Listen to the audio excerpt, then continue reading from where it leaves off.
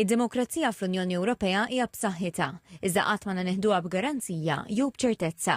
Dan qalu l-Kummissarju Ewropew għad-Demokrazija, l-Ġustizzja, l-Istat ta' dritt u l-Protezzjoni tal-Konsumatur Michael McGrath f'intervista esklusiva ma' TVM News waqt l-ewwel żjar uffiċjali tiegħu f'Malta, ftit wara li ltaqa' mal-Prim Ministru Roberta Bela fil-Berġa ta' Kastilja.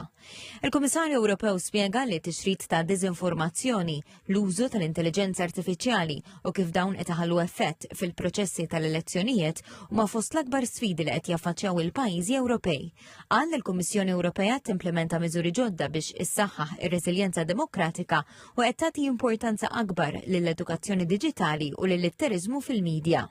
The first point I would make is that we have a strong democracy in the European Union, but we should never take it for granted. It was hard won, and we have to continue to invest in it and to nurture it. We all have to be alert to the risks and the threats, but we have to be deeply committed to making sure that we hand on the democracy that we cherish and that we are privileged to enjoy, that gets passed on to the next generation.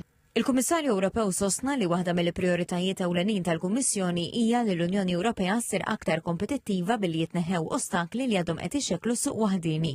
Spjega li l-Kummissjoni qed taħdem biex tissimplifika regolamenti, tnaqqas il-pis amministrattiv fuq in-negozji u toħloq kundizzjonijiet aħjar għall-investiment u tkabbir.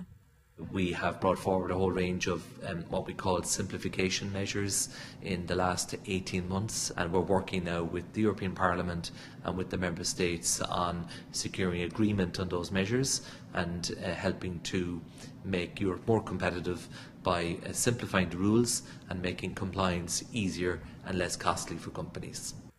Mistoqsi dwar il-futur tal-Unjoni Ewropea, McGrath qal li l-isfidi dejjem se jibqgħu, speċjalment fejn jitlu tibdil fil-klima, it-teknoloġija, il-kompetittività u l-migrazzjoni.